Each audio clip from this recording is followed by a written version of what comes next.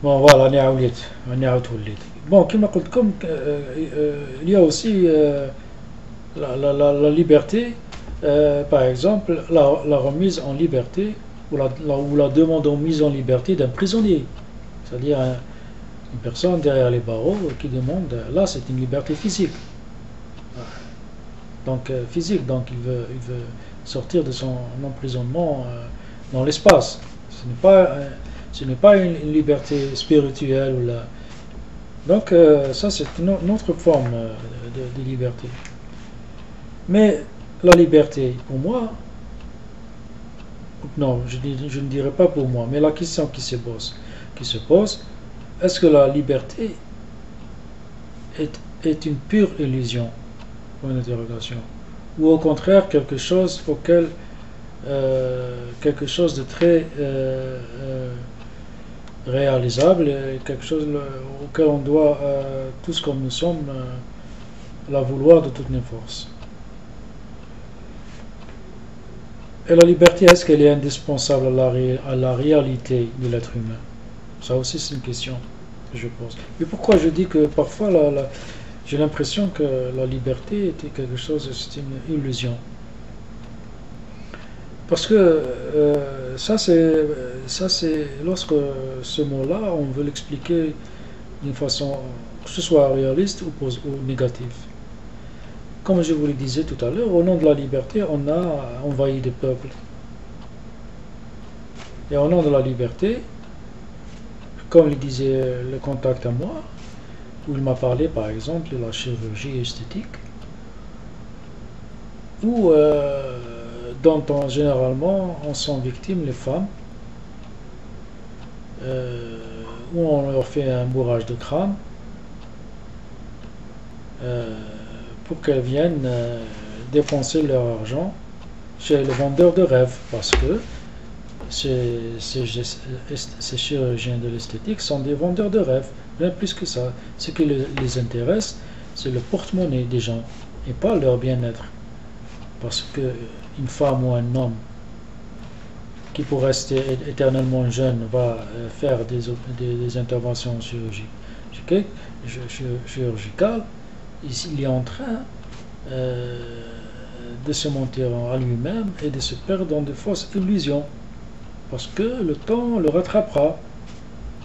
C'est-à-dire, il essaye de rendre sa jeunesse éternelle, sa jeunesse physique, et ça, c'est pas possible. Ça, c'est un processus naturel. Mais il y a des charognards et des loupards qui est le monde de l'industrie pharmaceutique, et pas seulement le monde de l'industrie pharmaceutique. Vous avez aussi le monde de la mode, hein, Christian Dior et j'en passe, ou tout ça, et qui vendent en fait des illusions. Il y a aussi les ravages dans les sociétés occidentales. Euh, le modèle, ce modèle-là dans la société occidentale qui est en train de causer des ravages.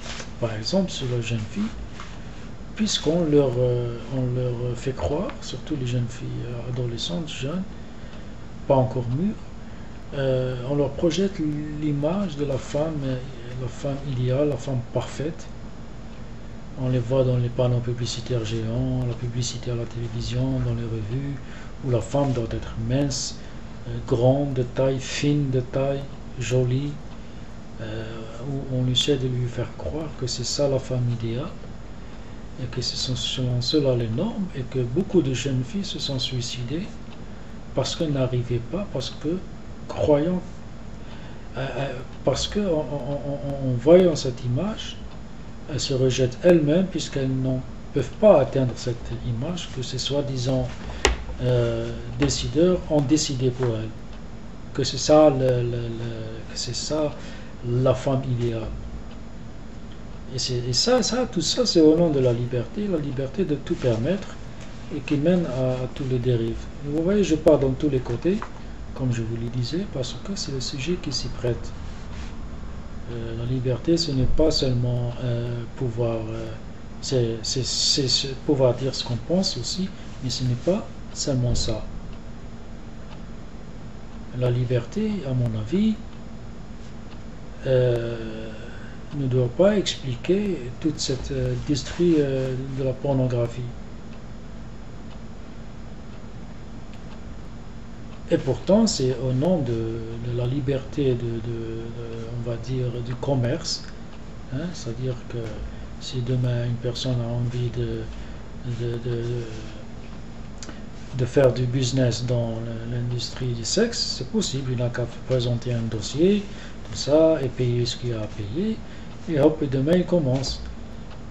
Et tout ça, c'est la seule raison, c'est le profit et l'argent. Mais avec cette liberté-là, c'est des générations qu'on risque de déstabiliser. Bon, on va dire qu'on n'est pas obligé de regarder. Je sais bien qu'on n'est pas obligé de regarder. Mais le fait que ça existe, ça représente toujours un danger. Et surtout, les victimes en sont les adolescents, les jeunes enfants, qui sont bien sûr très influençables. Mais moi, ce que j'avais répondu à cette personne, je lui ai dit lorsque je fais cette vidéo, je voulais simplement, je m'étais limité à la liberté d'un peuple qui vivait sous une domination d'un régime qui l'étouffait, un régime dictatorial, et que ce peuple-là aspirait à la liberté. C'est purement dans ce contexte-là. Mais tu as bien raison d'élargir la portée de ce mot liberté, et c'est pour ça que je fais cette vidéo pour l'élargir en fait, et de parler de la liberté en général. Donc la liberté, quand elle est bien, on va dire, cadrée, et que parce que la liberté de ma liberté s'arrête là où commence, par exemple, la liberté de l'autre. Si au nom de ma liberté, je vais écraser la liberté de l'autre, ce n'est plus de la liberté. Ça, c'est un autre exemple. La liberté, d'accord, mais sans les dérives de la liberté. Et les dérives de la liberté, c'est la liberté sans limite.